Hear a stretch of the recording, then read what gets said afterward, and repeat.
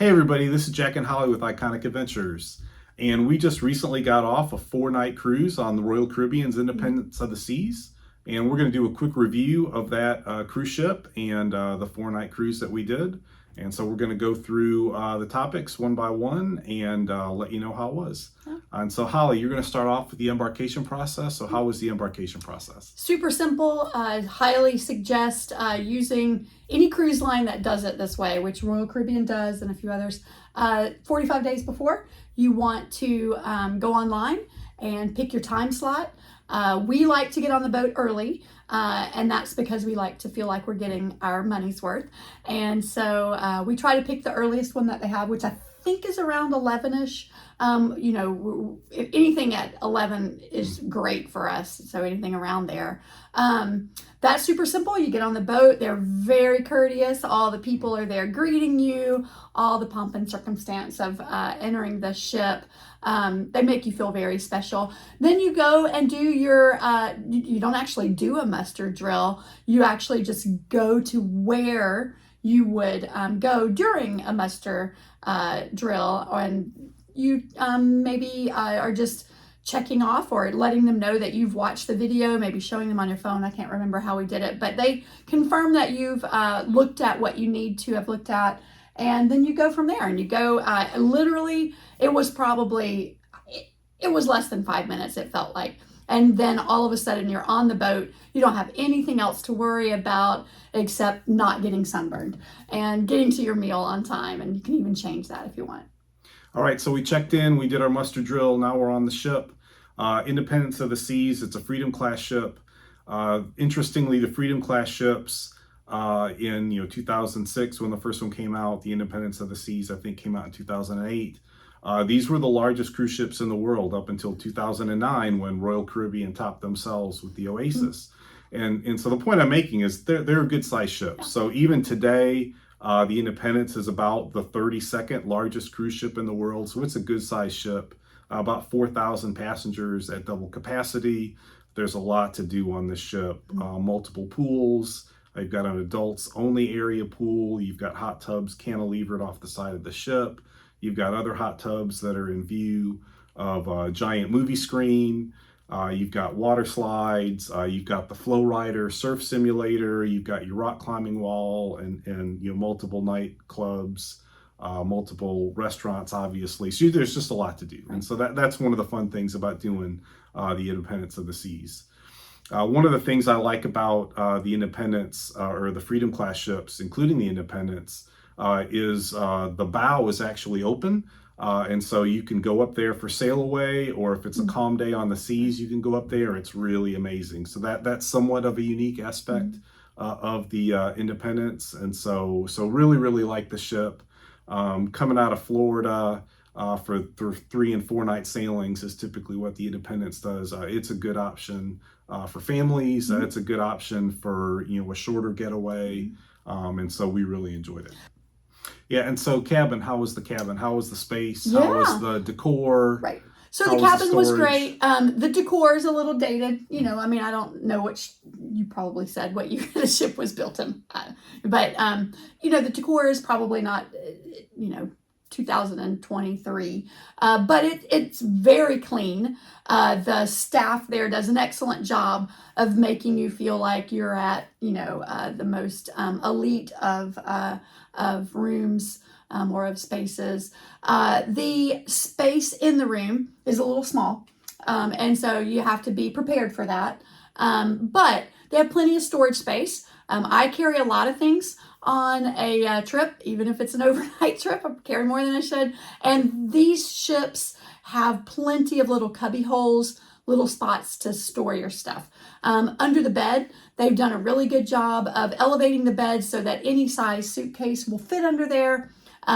If you're capable of getting down low and getting under your bed on a regular basis, there's, you could also store things like shoes and stuff there. But at the same time, there is plenty of space.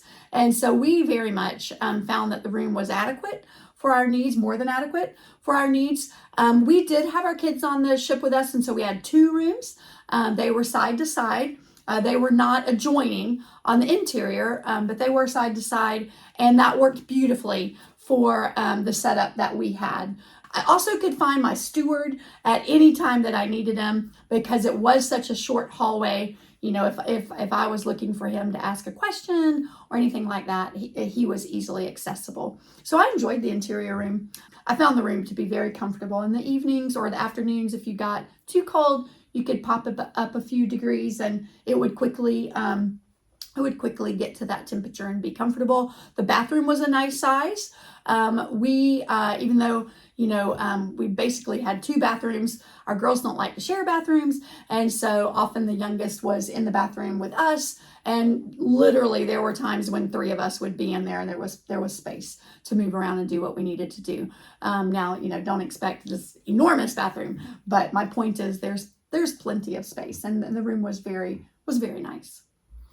Yeah, good job. And so the itinerary, a 4-night Caribbean cruise out of Port Canaveral, going to Nassau, and a perfect day at Coco Key. We love Perfect Day at Coco Key. It's really a great experience, and so Royal Caribbean really did a good one by developing that the way they developed it. They've still got improvements going on as we speak, but really a great experience.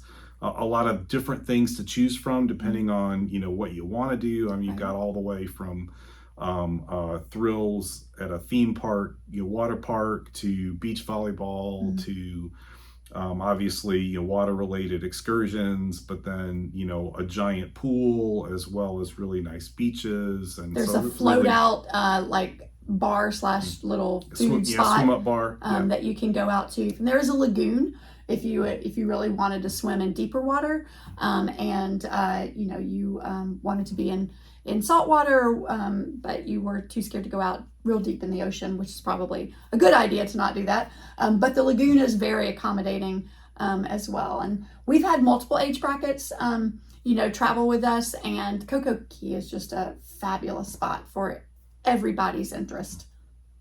Yeah, and then Nassau, Nassau is not a super exciting place for us, so we tend to stay on the ship and enjoy the ship and do activities there. But that was our other stop, and so really nice, 4-night cruise out of Florida. Port Canaveral is easy to get to. Royal Caribbean really does a nice job out of there, and so it's a good thing for a quick getaway. Or if you want to add on a little bit of a land deal with Orlando area activities. So that was the itinerary and the ports. The food. So lots of people like to go on a cruise for the food. So Holly, what did you think of the food? So I like Royal Caribbean's food. I guess one of the things that we've noticed as we've been on a few different cruise lines is that Royal Caribbean probably doesn't have as many options for, I don't want to use the word free, but complimentary food. They have restaurants that you can pay to go to, and we're already paying to be on the cruise, so we don't really plan to do that. The buffet is our daughter's and one of our sons' favorite options, and Royal Caribbean outdoes themselves with the buffet. So buffet is excellent. Jac and I aren't huge buffet people, especially as we've gotten older. We like the more calm, quiet environment, and Royal Caribbean has those. They might have a cost with them, but you can also go to the Sorrento's Pizza. That was our other daughter's favorite place, and I think they're 24 hours. Quite honestly, I don't think they close down. If they do, it's in the wee hours of the night. So they're always available when we're awake, and they have a lot of options there. It's not just pizza. They have lots of Italian options, and so it was always crowded. I will tell you that. Clearly, people on the boat really love Sorrento's. We enjoyed some of the smaller pub kind of scenarios. We enjoy going in there because of the music typically, and so those are a little bit more quaint, a little bit more quiet. You'll see some familiar faces each night when you're there. But I thought the food was good. And then obviously the dining room the food itself is excellent. So please hear me say that. The food is excellent. There's lots of variety. We really appreciate that they give you tons of choices and they do not charge you if you get more than one. So we definitely appreciate that. The tables are a little closer than some of the cruises we've been on. And so you can hear other people's conversations. For us, that's not a big deal. We don't have anything to hide. But our daughters got a moment of chuckling when there was a conversation at another table. And just know that the main dining, the tables are a little close. Yeah, and I think what we found with the main dining room, and I think this is generally true with Royal Caribbean, it was certainly true with servers that we had. They did a really nice job of identifying what we liked. We had set times, so we had the same servers each night. That was nice. They quickly understood what the girls wanted to drink.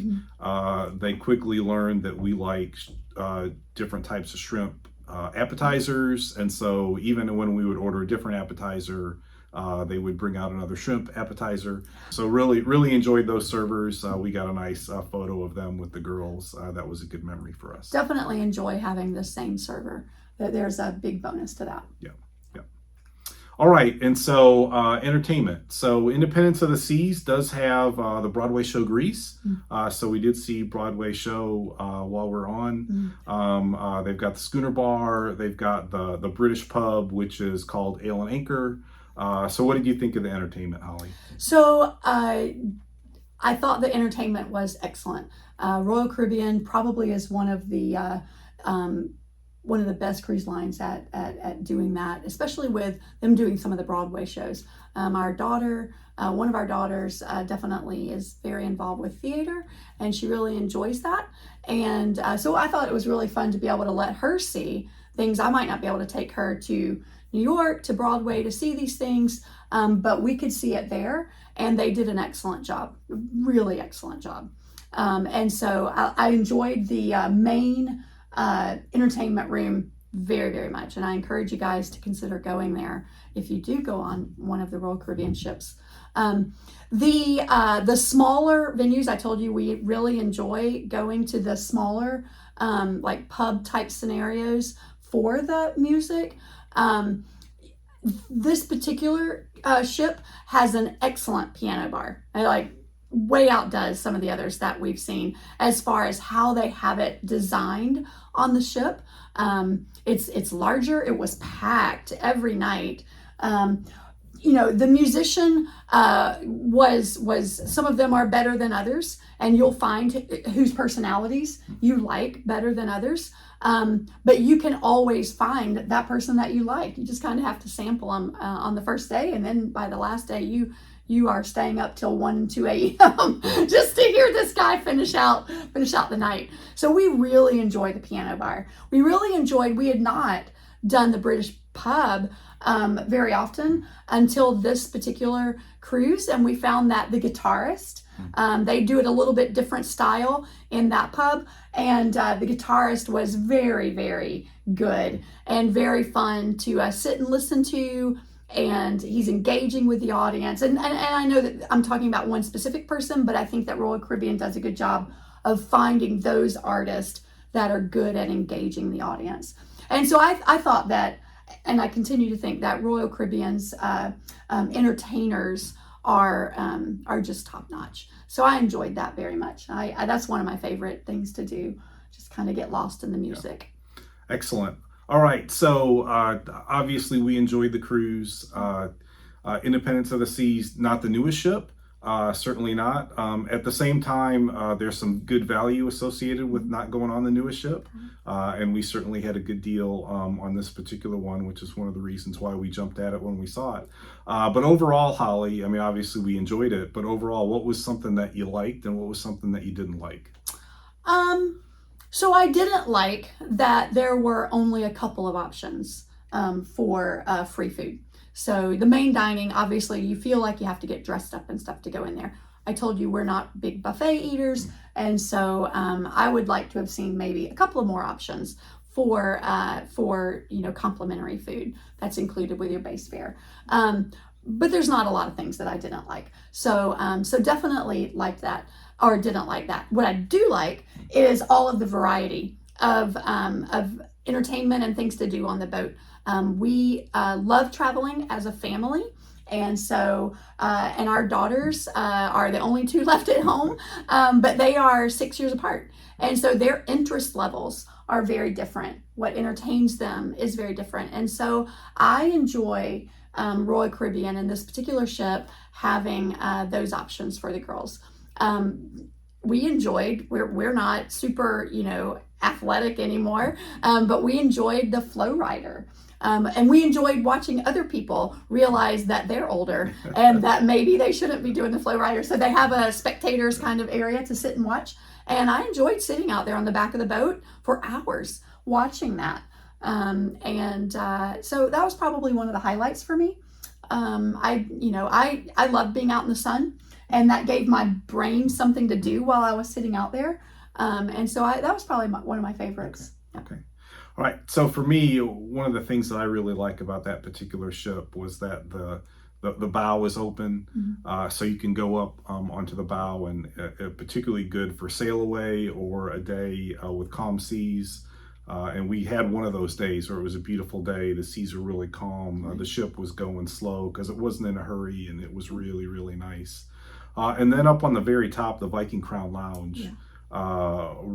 It's at the very top of the ship. It's got really big windows that wrap around the whole way. You can kind of have a bird's eye view of the pool area. You've also got a nice view of just the surrounding, nature and waves and all of that. And it's air conditioned and comfortable, and also very quiet during the day.